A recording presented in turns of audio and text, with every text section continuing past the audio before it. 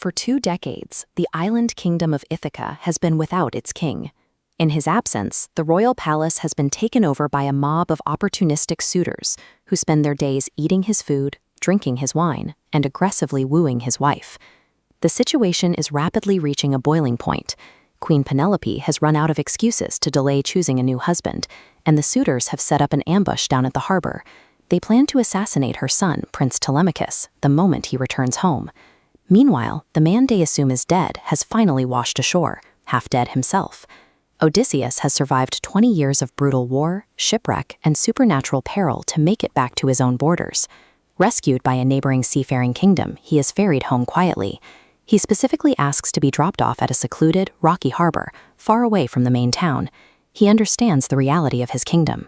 Walking through the front doors of his own palace in his true royal form would mean facing a horde of armed, desperate men. He would be slaughtered on the spot. So he makes his first tactical move. He buries the rich gifts his rescuers gave him inside a secret cave and wraps his sea-tossed body in the rags of a filthy beggar. To win back his life, the great tactician has to become a ghost. He must walk right through the center of his enemies, silently proving his identity piece by piece, without springing his trap a moment too soon. The first ally he brings into the fold is his own son. With the help of the goddess Athene, Odysseus temporarily reveals his true, muscular form to Telemachus, and the two hatch a plan to retake the palace. Resuming his disguise, the king and his loyal swineherd begin the slow walk back into town to conduct reconnaissance inside the lion's den. Just outside the palace doors, they pass a pile of dung and rubbish. Lying there is Argos, a hunting hound Odysseus raised in his prime. The dog is broken and dying, but he completely bypasses the physical disguise. He recognizes his master purely by scent. The old dog lifts his muzzle from the dirt and thumps his tail. Odysseus goes over to pat his faithful hound, but knows any further display of emotion will blow his cover. He walks past, and moments later, Argos breathes his last. This first successful test of his disguise requires a heavy toll. Odysseus has to actively suppress his own humanity, hiding his grief to keep his anonymity intact. Inside the dining hall, the infiltration begins. Odysseus begs for scraps to map out the room and assess his enemies. He endures insults, and their leader, Antinous, even hurls a heavy chair that strikes him square in the shoulder. He absorbs the blow without breaking character. But when a rival beggar named Eris challenges him to a fight, Odysseus carefully measures his response. He delivers a single glancing blow that knocks the man out cold, securing his place in the hall without revealing his royal training. Later that evening, the disguised king is offered a small mercy. An old nurse who cared for Odysseus as a baby is instructed to bathe the weary traveler's feet.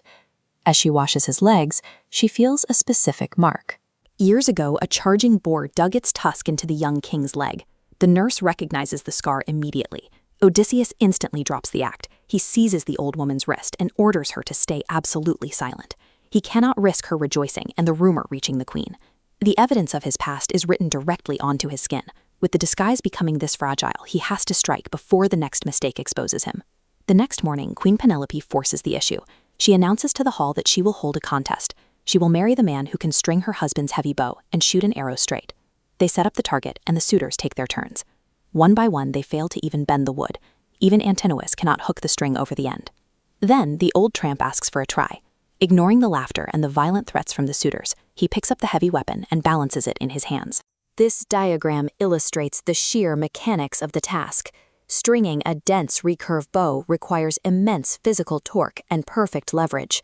Without hesitation, the beggar leans into the weapon and effortlessly hooks the string into place. The laughter stops. The beggar is gone. The doors to the hall are locked, and the true king stands before the usurpers. Odysseus lets the arrows fly. Several men charge him with swords, but the king and his son systematically cut them down until not a single suitor is left breathing. The battle confirms his martial dominance. He has the raw strength of the warrior king, But pure violence does not yet prove to Penelope that the blood-soaked man standing in her hall is the husband she lost. The palace is quiet again, but Penelope remains skeptical.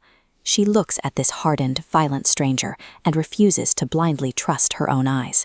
She decides to set one final trap. She calls to the old nurse and orders her to move the heavy bed out of the master chamber and prepare it for the stranger in the corridor. Odysseus erupts in anger. He demands to know how anyone could move that bed.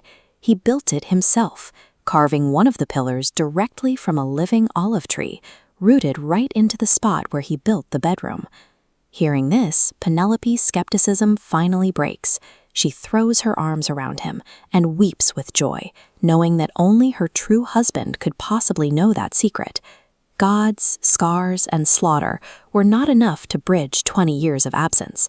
Only the shared, unmovable memory finally closes the distance between them. The Greek epic concludes with the king taking back his home. But centuries later, poets like Alfred Lord Tennyson looked at this myth and asked a different question. What happens to a lifelong soldier when the war is over? The exact skills that kept Odysseus alive, his relentless paranoia, his strategic deception, and sudden, extreme violence, make it impossible for him to truly rest in peacetime. The man who returned is not the same man who left. Time and fate changed him. He fought for 2 decades to secure his home, but his restless heart will always long to sail back out into the unknown.